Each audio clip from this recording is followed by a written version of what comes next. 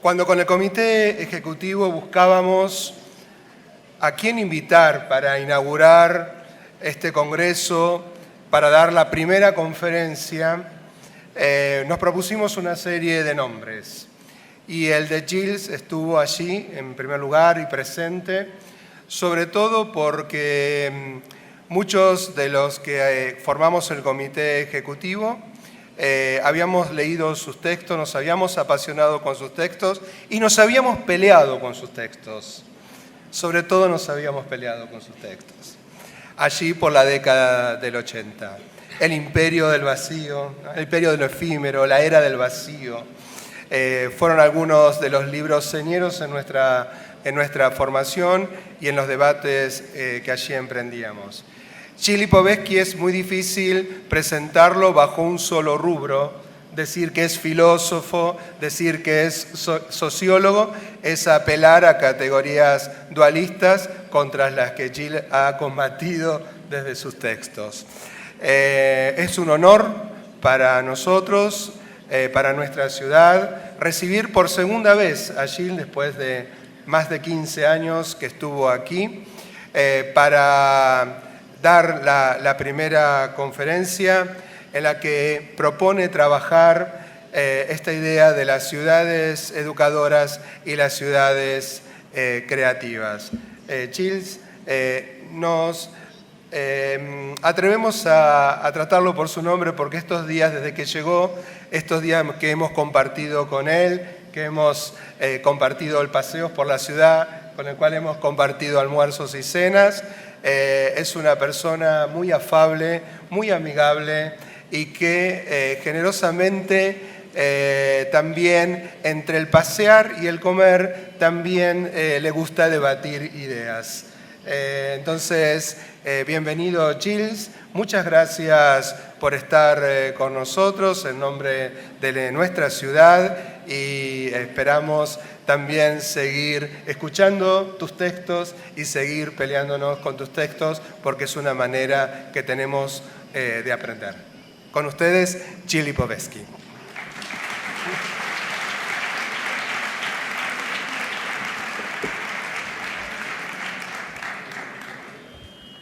Merci beaucoup de votre présentation.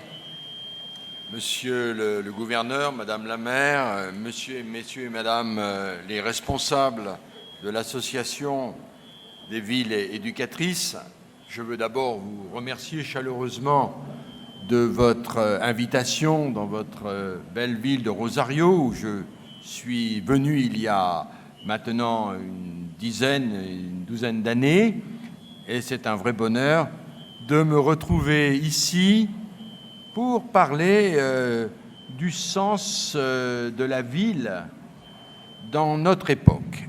La question, elle est cruciale et je vais essayer de lui donner toute sa noblesse, toute son importance. Avec la dynamique de la globalisation et le succès du néolibéralisme, la question urbaine a pris dans nos sociétés un relief et une importance nouvelle. Deux notions illustrent à mes yeux cette nouvelle centralité de la ville dans nos sociétés hypermodernes. Ces deux notions, c'est d'un côté la ville éducatrice, d'un autre côté la ville créatrice.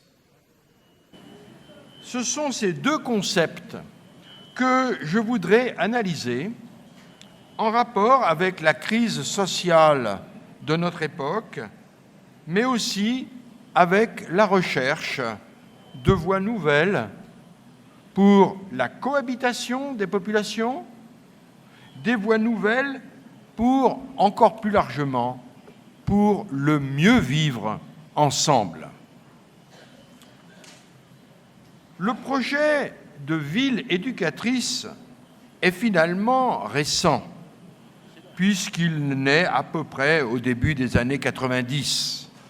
Et depuis, il a enregistré un relatif succès, puisque plusieurs centaines de villes se revendiquent de cette étiquette.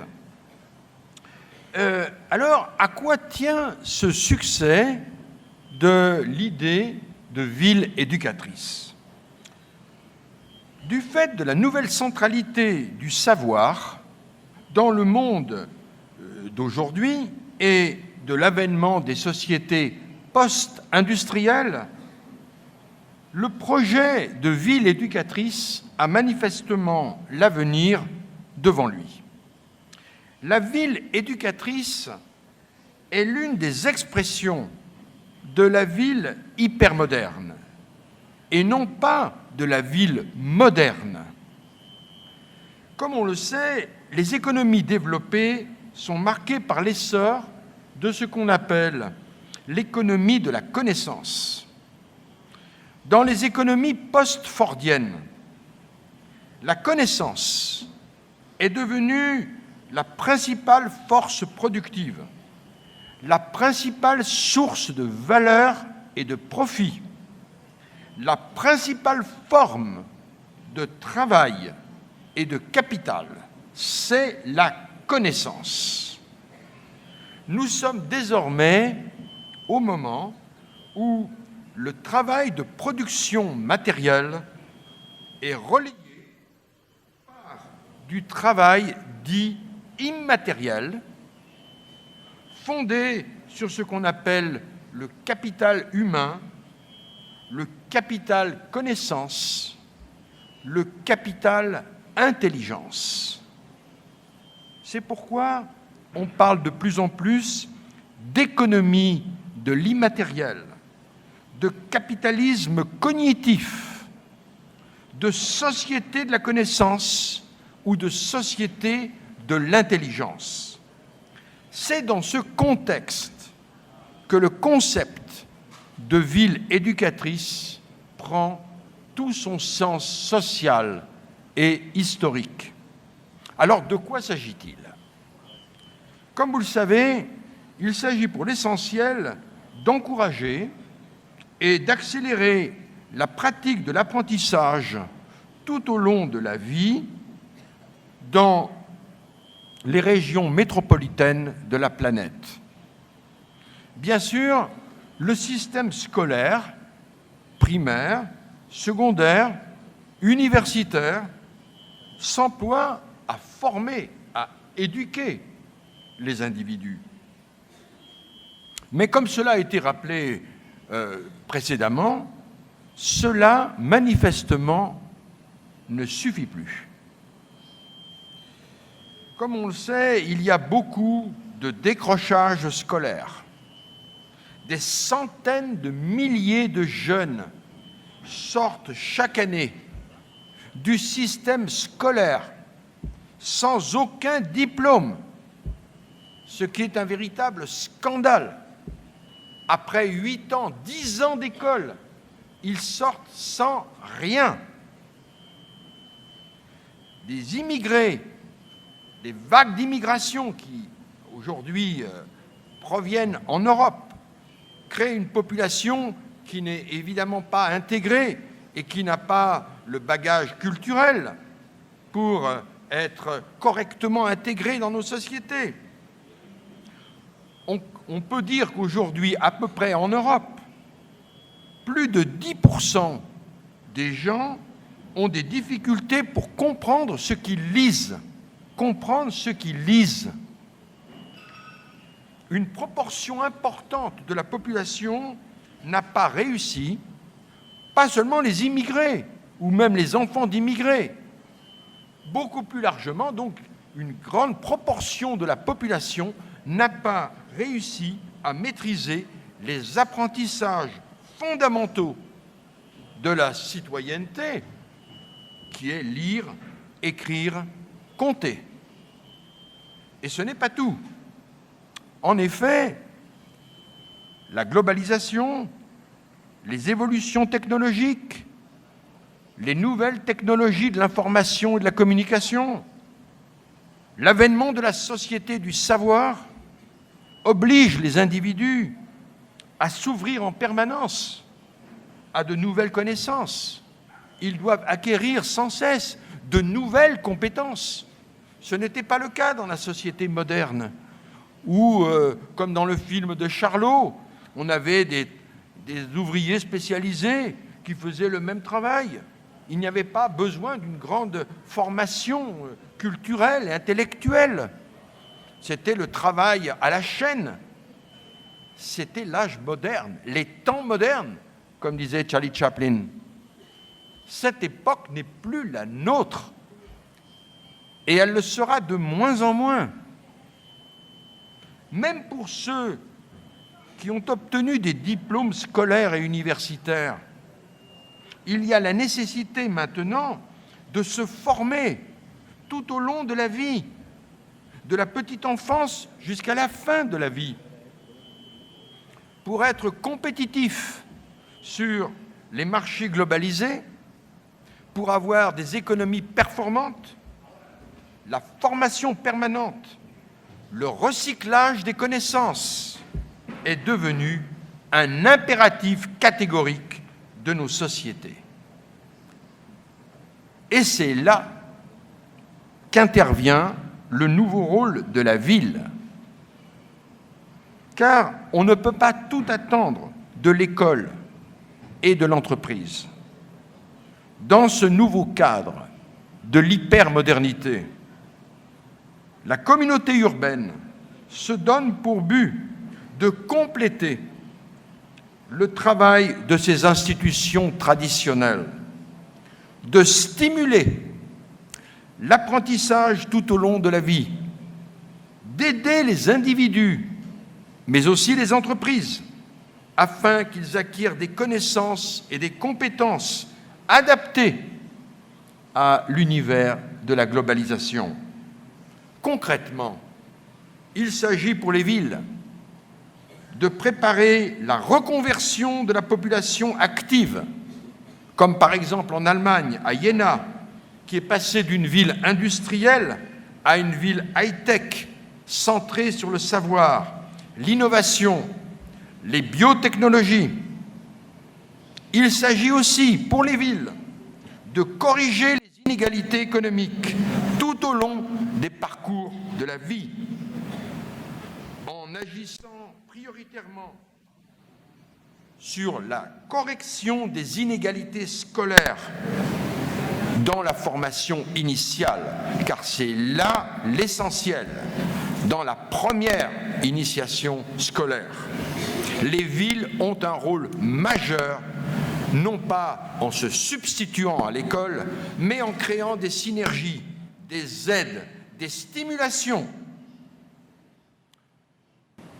La ville éducatrice est celle qui s'attache à mobiliser tous les acteurs de la ville, à décloisonner les types de formation et surtout à constituer des partenariats avec tous les acteurs des territoires, les élus, chercheurs, entreprises, syndicats, associations, écoles.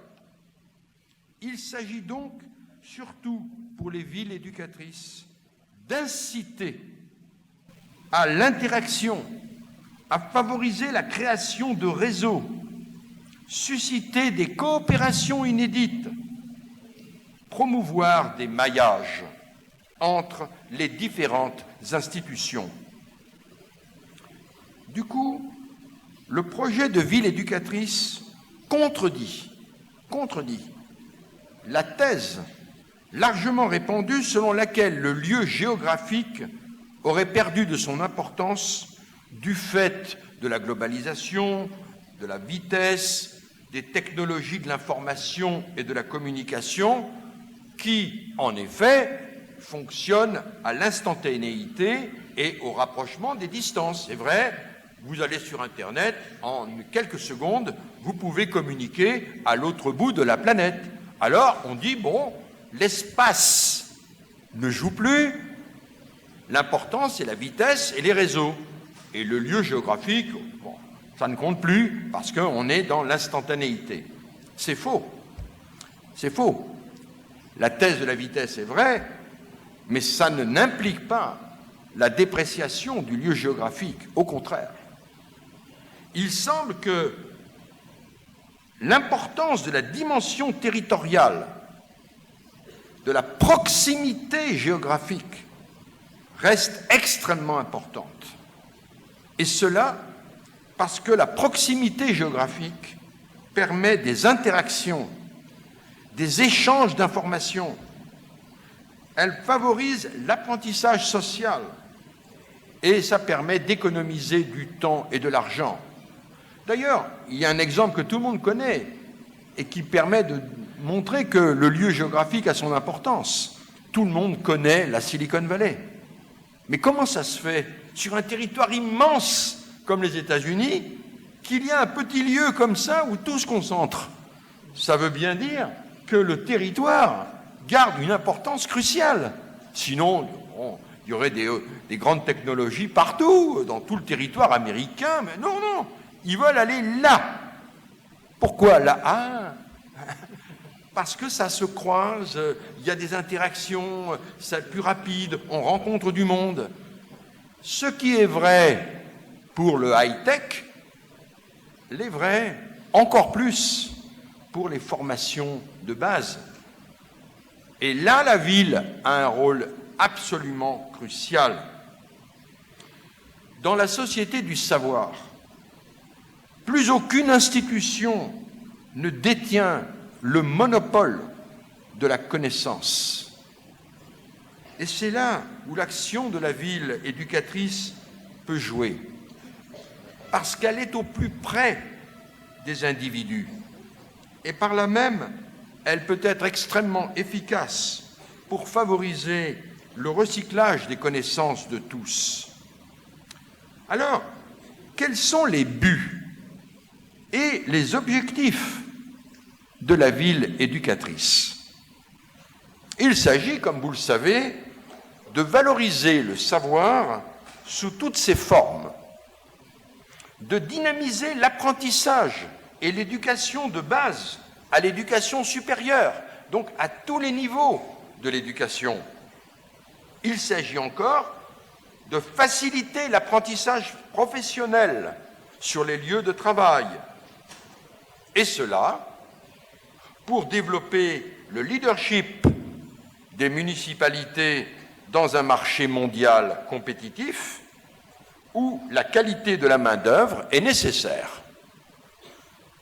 Je viens de présenter là une lecture un peu technocratique du concept. Ce n'est pas celle-là que je vais défendre. Elle est juste, elle est profondément cruciale, mais elle n'est pas la seule à devoir être développée. Car le concept de ville éducatrice comprend quelque chose de plus. Il y a dans l'idée de ville éducatrice l'idée de favoriser l'inclusion sociale des personnes. Et je dirais, dans un langage plus philosophique, l'épanouissement des individus au travers du développement de leur potentiel humain. C'est sur ce lien entre ville éducatrice et inclusion sociale que j'aimerais porter l'accent.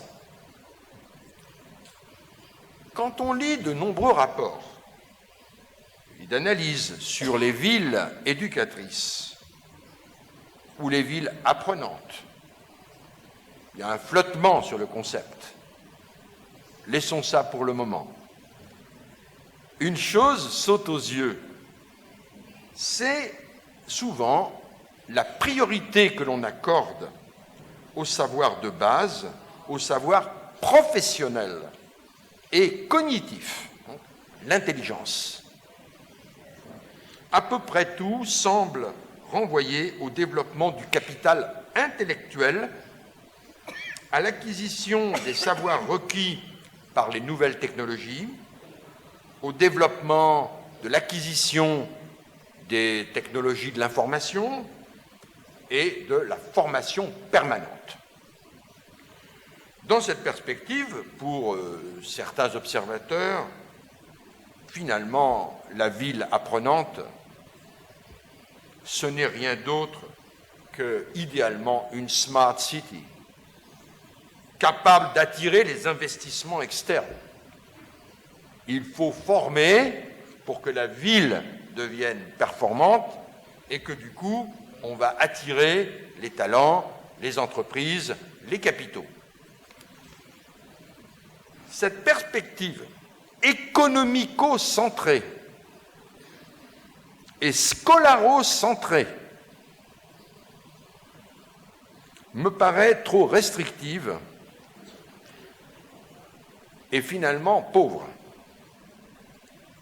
D'ailleurs, les projets de ville éducatrice soulignent très souvent, même toujours, que leur objectif est plus large, plus humaniste, plus social, plus culturel, puisqu'il s'agit d'investir non seulement dans le capital intellectuel, mais aussi dans le capital culturel et social. Au cœur de l'idée de ville éducatrice, il y a une dimension sociale et culturelle. La recherche de l'inclusion scolaire de tous les enfants, sans aucune distinction. L'idéal d'amélioration durable des conditions de vie des citoyens. Or, j'ai été frappé par le fait que dans cette perspective, la question de la formation artistique est pratiquement jamais traitée. On parle beaucoup de technologie de l'information et de la communication, de formation permanente, de lutte contre l'échec scolaire. Et c'est normal, il faut le faire, bien entendu, c'est crucial, car on ne pourra pas permettre la cohabitation sociale réelle si les gens ne sont pas formés et qu'il n'y ait pas des formations pour acquérir des métiers. C'est évident.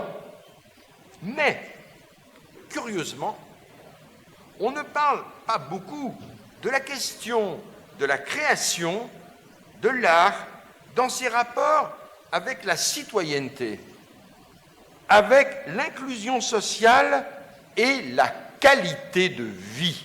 La qualité de vie. Je pense que c'est dommage. C'est un oubli très regrettable.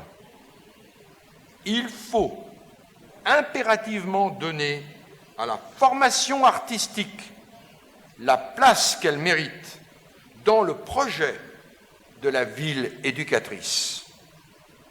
Si la ville éducatrice a pour but l'apprentissage tout au long de la vie, alors on ne peut pas laisser de côté la formation aux pratiques artistiques. Car l'art, tout comme l'écriture ou la lecture, c'est quelque chose qui s'apprend, ça se cultive. Ce n'est pas un don divin.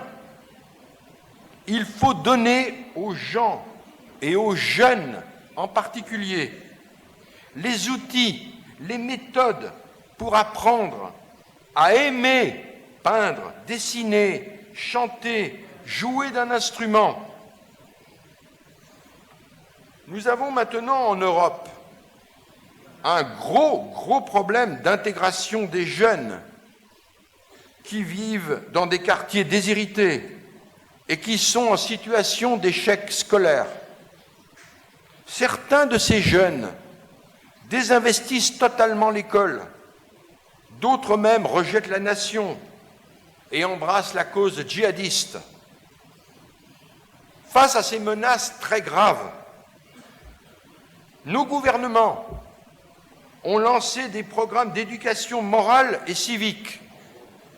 C'est très bien, personne n'est contre. Qui peut être contre l'éducation civique? Ce n'est pas le problème. Mais ce n'est pas à la hauteur du sujet. Ce n'est pas avec de la formation civique que l'on changera la situation. Car contre des passions de ce genre, il faut créer de nouvelles stimulations. Et l'éducation civique, franchement, c'est pas très stimulant.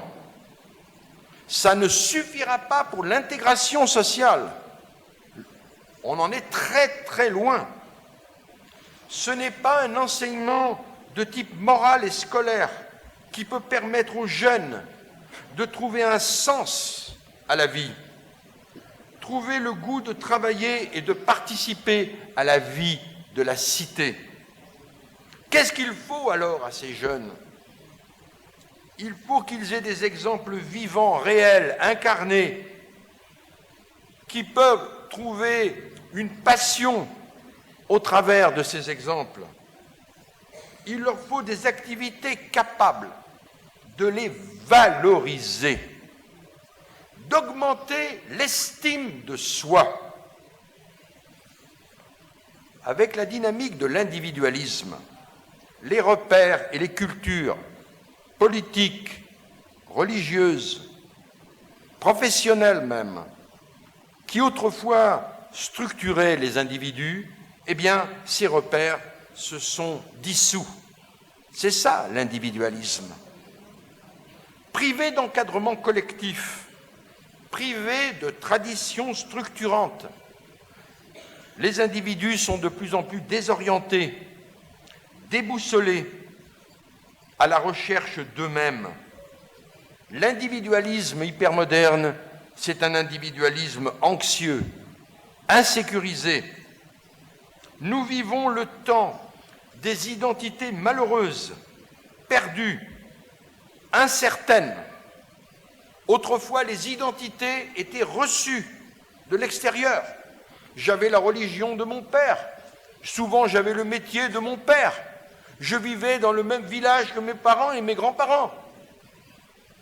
Les identités sociales ne posaient pas d'énormes problèmes. Ce n'est plus dans ce monde-là que nous vivons. L'identité, elle n'est plus reçue. Elle est à construire. Elle est à faire par les individus eux-mêmes. Et par conséquent, nous devons rechercher les moyens à donner aux jeunes pour qu'ils aient des capacités d'avoir une valorisation de soi.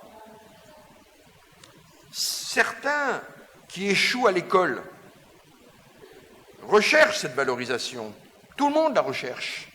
Vous savez, Hegel avait mis au centre de sa philosophie la reconnaissance de soi.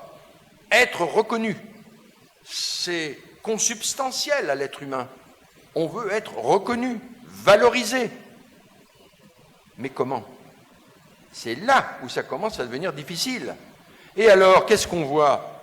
Eh bien, que lorsqu'il n'y a pas cette reconnaissance par les critères, disons, valorisés de la société, certains le cherchent dans la délinquance, dans la mafia, dans la criminalité, dans la drogue, qui leur permet de s'affirmer de telle ou telle manière.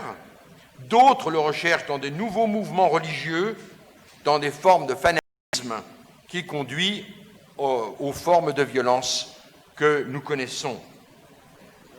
Mais d'autres, heureusement, veulent trouver cette reconnaissance au travers d'activités créatrices.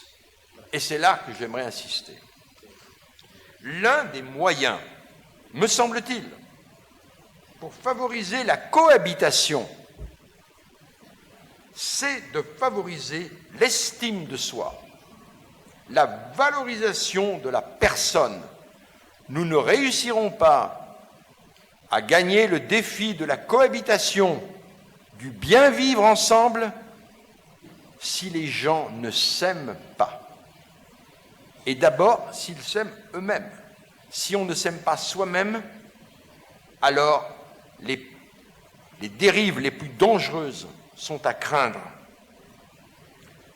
Et c'est ici que s'affirme le lien entre la ville éducatrice et l'activité créatrice. Il faut que l'activité artistique ne se limite pas aux cours scolaires, au rapport avec les professeurs. L'école ne suffit pas dans ce domaine-là. C'est scolaire, donc c'est ennuyeux, c'est bien connu. Ce n'est pas à l'école qu'on peut faire ça. La ville éducatrice doit inviter les artistes réels, professionnels, à intervenir dans les quartiers, peut-être aussi dans les écoles, mais non en tant que professeurs, en tant qu'acteurs réels, et pour permettre aux jeunes de faire des œuvres qui leur donnent du plaisir et de l'estime de soi. Je crois à la vertu de l'expérience directe. Rencontrer des gens, des musiciens, des peintres, des cinéastes, des danseurs, des créatifs en tout genre, dans la publicité, dans le graphisme, dans la mode, dans la photographie, dans la vidéo. Le spectre des métiers est considérable aujourd'hui. C'est une manière de stimuler les désirs de création. Et voilà ce qui permet d'avancer dans la cohésion sociale. Parce que si on trouve quelque chose qui nous plaît et que l'on aime et qui nous permet d'être valorisés, alors on aime vivre ensemble. Il faut dépasser l'approche scolarocentrée de l'éducation et favoriser la logique de l'éducation non formelle, c'est-à-dire celle qui implique les loisirs, les activités hors du temps scolaire et familial.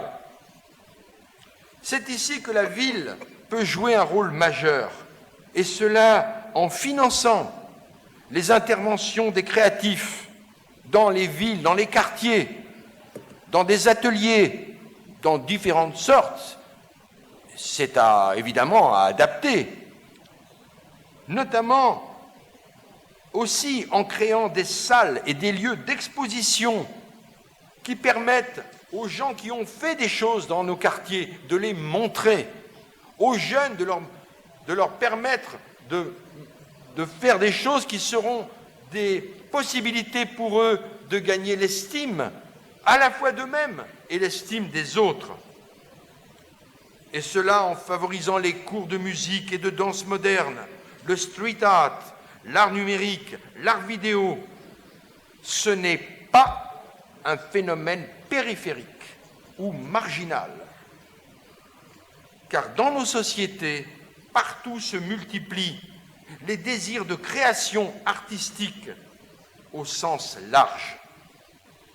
Si la consommation esthétique dans les musées progresse dans toutes les grandes villes, il faut noter qu'il en va de même dans nos sociétés des professions se rattachant à l'art et aux industries culturelles.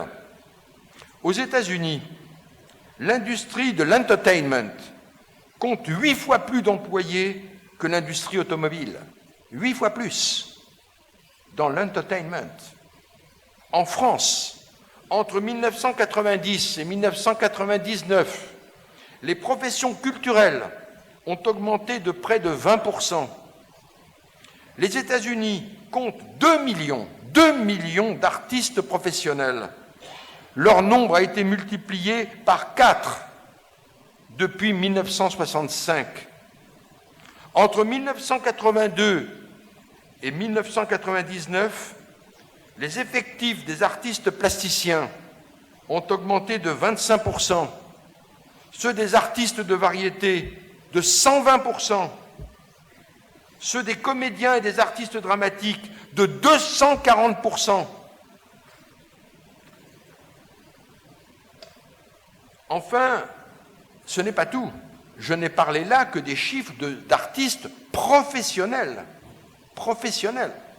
Mais ce qui est tout à fait significatif dans notre époque, c'est que partout on voit les individus qui cherchent à avoir une expression culturelle et artistique. On voit le goût pour la création et l'expression qui gagnent ce qu'on appelle les groupes amateurs. Mais les groupes amateurs aujourd'hui ont un excellent niveau. Ce n'est plus le peintre du dimanche qui faisait des choses et on ricanait un petit peu dans les années 50 et 60. C'est terminé, ça.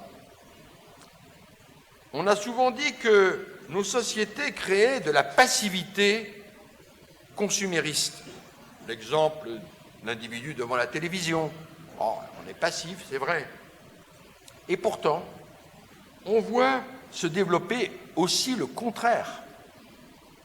Chacun de plus en plus se veut créateur, jouer de la musique, faire de la photo, pratiquer de la danse, faire de la peinture, participer à une chorale, faire du théâtre.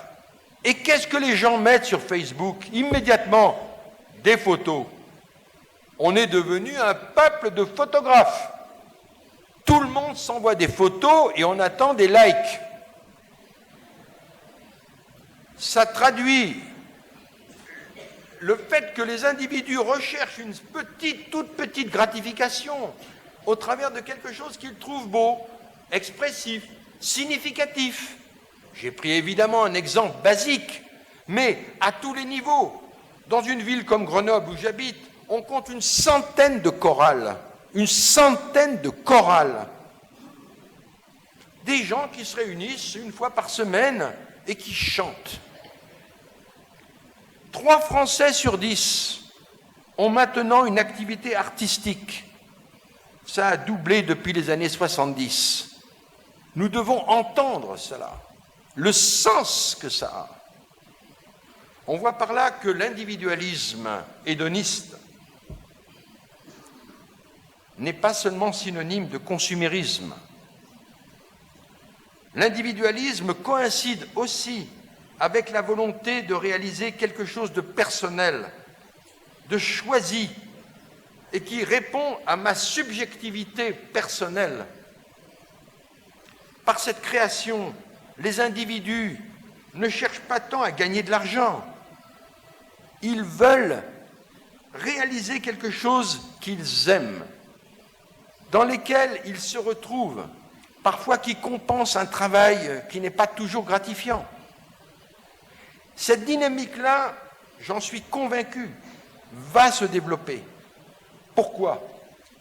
Parce que le niveau de formation des individus monte dans nos sociétés. Les gens vont à l'école, ils vont à l'université. Il y a des aspirations des individus à faire des choses belles, intelligentes, créatives. Le travail ne le permet pas toujours, loin de là. C'est la raison pour laquelle les gens cherchent des endroits où ils font des choses, où ils respirent. Ce sont des moments de bonheur.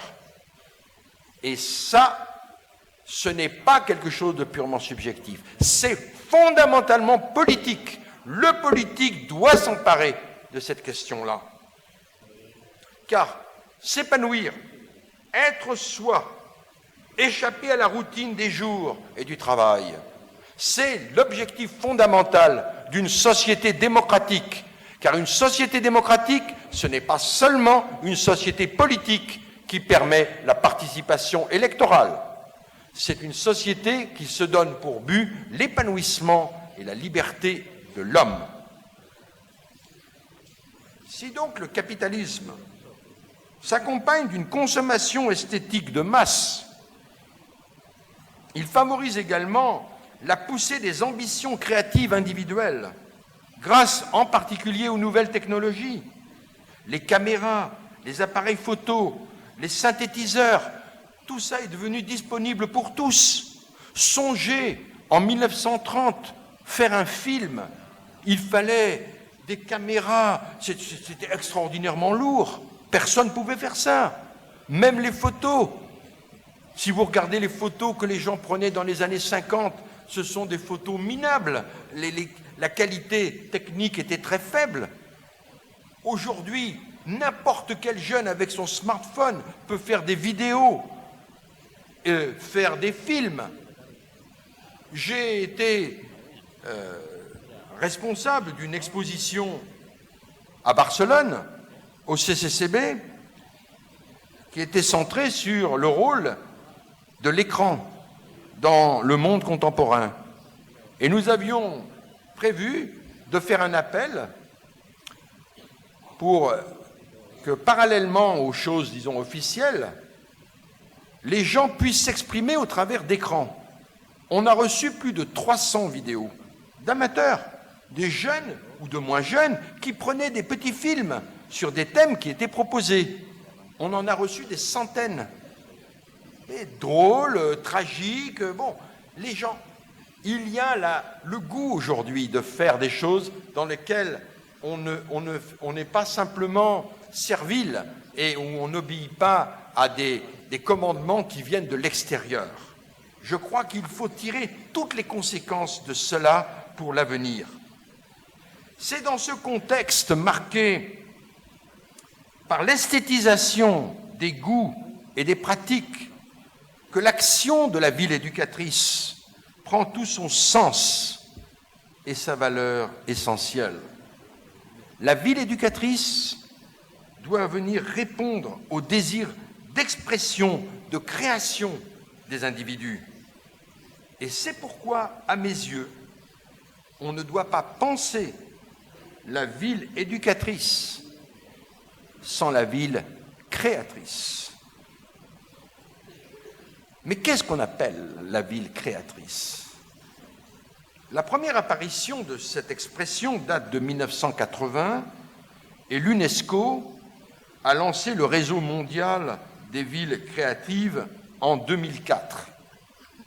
L'idée de ville créatrice est née au début des années 80 en réaction avec les dégâts de la mondialisation qui a entraîné, comme vous le savez, la désindustrialisation, la montée du chômage de masse, les fermetures d'usines, les délocalisations. Bref, des villes qui étaient riches, florissantes, ont été ruinées. C'est pour régénérer ces villes sinistrées que certaines villes ont imaginé de nouvelles politiques urbaines.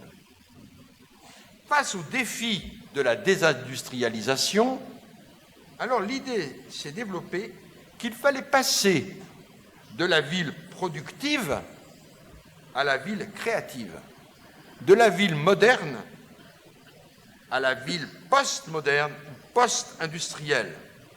Alors l'idée, elle est assez simple, c'est en plaçant les arts et la culture au cœur des villes que l'on rendra possible la revitalisation urbaine, que l'activité économique pourra être relancée dans des villes en déclin. Il faut alors impérativement changer la physionomie des villes pour leur rendre leur attractivité perdue et par là même attirer les investissements privés et les populations créatives. Il s'agit donc, dans ce cas-là, de changer l'image négative d'une ville avec son chômage, la violence, les gangs, les problèmes sociaux, et de faire de la ville un lieu attractif. L'image négative freine l'établissement des classes moyennes sur le territoire, et donc il faut que cela change. Ce point capital a été développé, comme vous le savez, par Richard Florida, et ses idées ont rencontré un grand succès chez les décideurs municipaux. Son idée, vous la connaissez, je la résume très vite. Dans les sociétés post-industrielles, ce n'est plus la main-d'œuvre qui suit les entreprises, mais l'inverse. Pour bâtir une économie urbaine performante, les villes, alors, doivent attirer non plus les entreprises, mais ce que Richard Florida appelle la classe créative. La classe créative, c'est les professeurs, les gens de la communication, du design, des médias, de la publicité, l'enseignement, les artistes, les créatifs. Selon Florida, la classe créative est nécessaire au développement économique.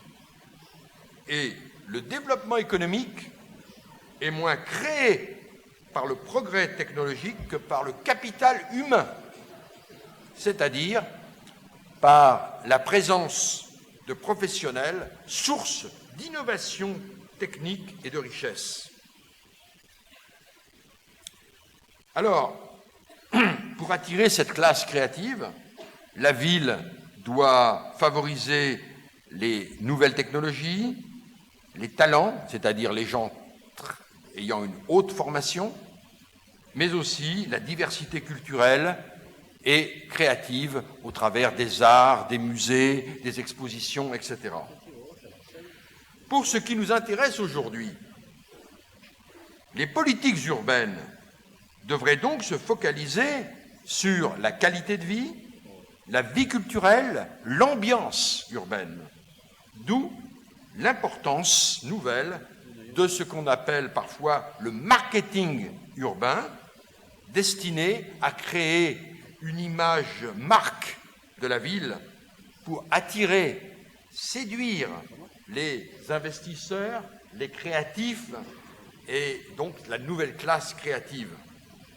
Cela passe par la requalification des centres-villes, par la réhabilitation des quartiers, par le design des espaces publics, le réaménagement des berges, vous l'avez fait ici à Rosario, j'ai vu, la revalorisation du patrimoine, et aussi, parfois, par la construction de musées exceptionnels, dont Bilbao est évidemment l'emblème absolu.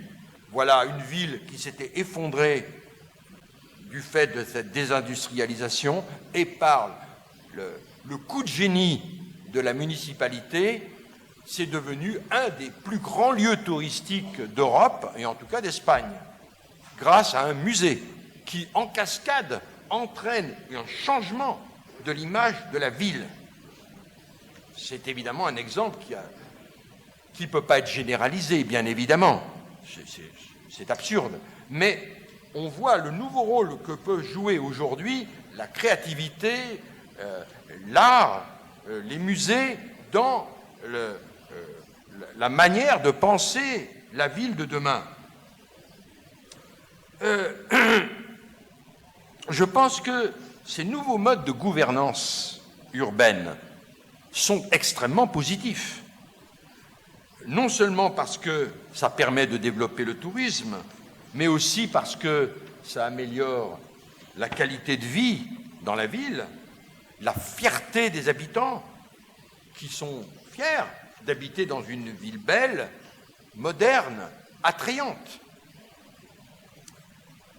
Mais quand même, je voudrais apporter une nuance, car cette approche repose sur une instrumentalisation économique de la culture et qui est loin de répondre à tous les besoins de la ville, et notamment aux moins favorisés. Je ne dis pas ça du tout de manière critique. Je suis favorable à ce genre de gouvernance, mais simplement, ça ne me paraît pas suffisant. Ce n'est pas, là encore une fois, à la hauteur des défis de l'avenir. Ce n'est pas simplement la créativité, disons, géniale qu'il faut développer. On ne peut pas toujours appeler Franck Gehry pour redynamiser une région. Ce n'est pas possible. On le fait quelquefois. Ce n'est pas de cette créativité-là dont je parle. C'est celle de tous. C'est celle des quartiers, y compris les quartiers les plus défavorisés. C'est celle-là qui relève, à mon avis, de la ville créative. La ville créative, ce n'est pas seulement celle qui développe des musées, des expositions, des salles de spectacle. Tout ça, c'est magnifique, c'est très très bien. Mais il y a tout un autre pan qui relève de la créativité, même si elle est moins spectaculaire. Elle est moins spectaculaire, mais elle est cruciale pour le vivre ensemble, pour l'estime de soi, pour la cohésion de la ville. Je propose donc un modèle de la ville éducatrice qui dépasse le seul point de vue centré sur les élites professionnelles et qui intègre la dimension expressive au sens large, au sens social. Dans ces conditions, il ne peut pas y avoir de ville éducatrice sans ville créative. Et il ne peut pas y avoir de ville créative sans ville éducatrice. La ville éducatrice ne doit pas considérer l'activité culturelle comme une chose secondaire, mais au contraire comme une chose essentielle. Car dans la vie, il n'y a pas que la profession et il n'y a pas que l'activité cognitive, il y a aussi l'activité expressive.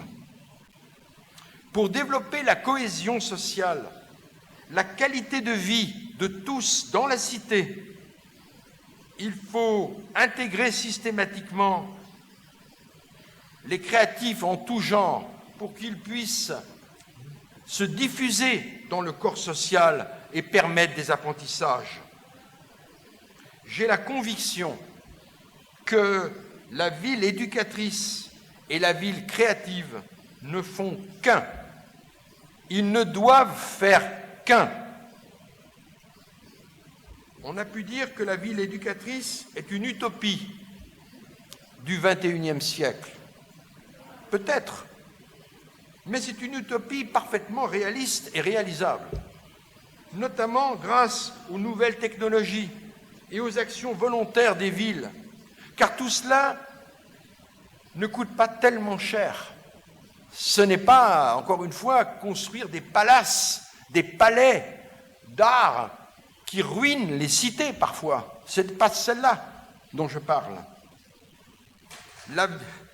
La ville créative doit être une priorité de la ville éducatrice. Et la ville éducatrice ne peut pas se concevoir sans une ville créative posée comme un idéal démocratique pour tous. Un idéal démocratique élargi qui ne se réduit pas au vote et aux élections. Développer la qualité de vie urbaine, développer les passions créatives de tous, favoriser l'estime de soi, la valorisation de soi par des activités dans les quartiers, ce n'est pas un gadget, ce n'est pas du superflu, c'est une des plus hautes exigences de la citoyenneté démocratique à l'âge hypermoderne.